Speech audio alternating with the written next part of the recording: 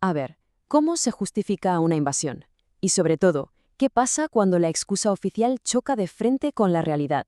Hoy vamos a seguir las huellas de dos intervenciones de Estados Unidos en la República Dominicana, dos momentos claves separados por casi 50 años, pero que como veremos siguen un patrón muy revelador.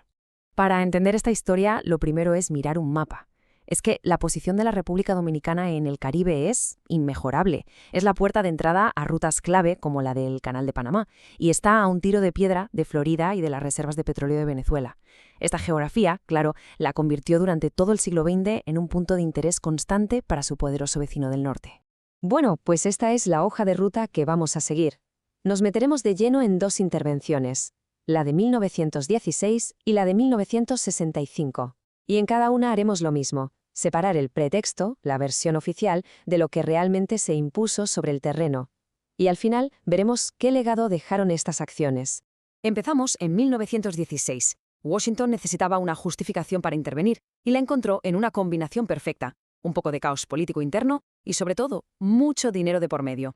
Sobre el papel, los pretextos oficiales eran dos y parecían bastante sólidos.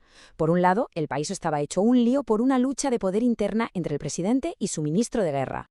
Y por otro, que este fue el argumento legal clave, se acusaba al gobierno dominicano de violar la Convención de 1907. Su artículo tercero, básicamente, prohibía al país aumentar su deuda pública sin el permiso de Estados Unidos, y según Washington, eso es exactamente lo que habían hecho.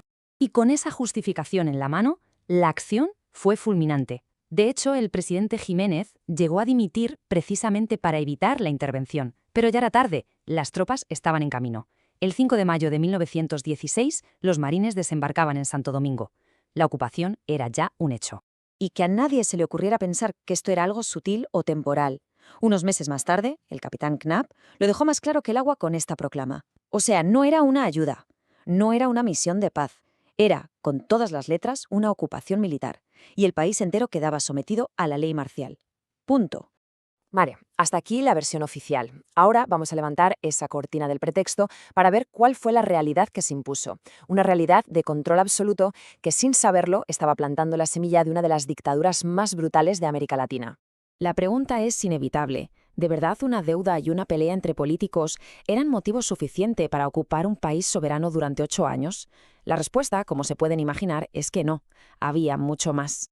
La historia real, como casi siempre, iba de geopolítica y de dinero. Estábamos en plena Primera Guerra Mundial y en Washington preocupaba que Alemania pudiera usar la isla como base. Además, era una aplicación de manual del corolario Roosevelt a la doctrina Monroe, esa política que, convertía a Estados Unidos en el policía del continente. Y, por supuesto, el objetivo final, el control económico total, asegurando las aduanas y poniendo las finanzas del país en manos de un banco de Nueva York. Y aquí viene el punto de inflexión. ¿Cómo se toma el control total de un país? Pues a través de una herramienta legal demoledora, las órdenes ejecutivas. Eran decretos que emitía el gobernador militar y que en la práctica borraban de un plumazo las leyes dominicanas y la soberanía del país. Y a golpe de estas órdenes, el Estado dominicano fue literalmente desmantelado. Pensemos un momento en las medidas. Primero, se disuelve el Congreso. Después, se impone una censura de prensa férrea. A continuación, se desarma a toda la población. Y finalmente, la medida con las consecuencias más graves a largo plazo, se crea una fuerza militar centralizada, la Guardia Nacional, entrenada y dirigida por oficiales estadounidenses. Y esta es la consecuencia más devastadora y duradera de todas. La creación de esa Guardia Nacional no solo acabó con el poder de los caudillos locales, es que creó la estructura de poder perfecta para que uno de sus hombres de confianza, un joven llamado Rafael Leónidas Trujillo, la usara años más tarde para tomar el poder e instaurar una tiranía de 3 décadas. Damos un salto de casi 50 años y aterrizamos en 1965. El mundo es otro. Estamos en plena Guerra Fría y, por lo tanto, el pretexto para intervenir también va a cambiar.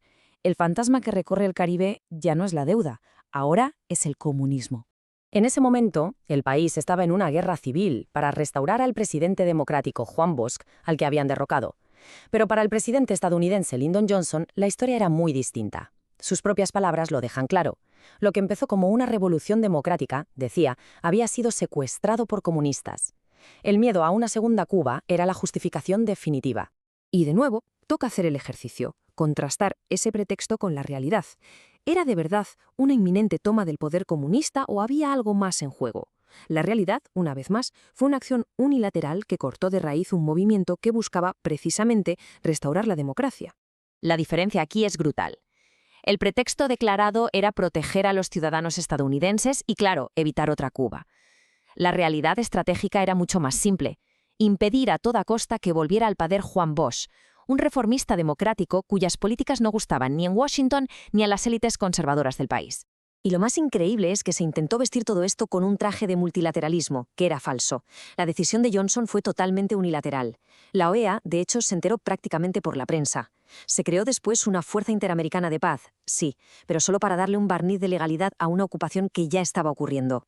Informes posteriores confirmaron que la amenaza comunista había sido enormemente exagerada. Al final, estas dos historias, la de 1916 y la de 1965, se entrelazan para dejar un legado de intervención profundísimo, unas huellas que, de hecho, todavía hoy son visibles. Esta línea de tiempo lo deja clarísimo. La primera ocupación crea la Guardia Nacional, que es la herramienta que permite a Trujillo hacerse con el poder en 1930. Y tras la caída de Trujillo, cuando por fin surge una oportunidad democrática real, esta es abortada por la segunda ocupación en 1965. Los acontecimientos están directamente conectados. Este gráfico resume el patrón a la perfección. En 1916, el pretexto es la deuda y la estabilidad financiera. 50 años después, en 1965, es la amenaza comunista. Las justificaciones se adaptan a los tiempos, pero el resultado, una acción unilateral para imponer los intereses de Estados Unidos, es exactamente el mismo. Pero ojo, esta historia no estaría completa sin hablar de la otra cara de la moneda. Desde los guerrilleros que lucharon en las montañas en 1916, conocidos como los gavilleros, hasta los defensores de la Constitución en 1965, la resistencia a la intervención extranjera ha sido una fuerza muy poderosa y una parte fundamental de la identidad y la memoria dominicana. Y todo esto nos lleva a una última pregunta, a una reflexión que va mucho más allá de este caso concreto. La historia de estas dos intervenciones nos obliga a pensar en el verdadero precio que se paga cuando la soberanía de una nación se sacrifica en el altar de los intereses estratégicos de una superpotencia.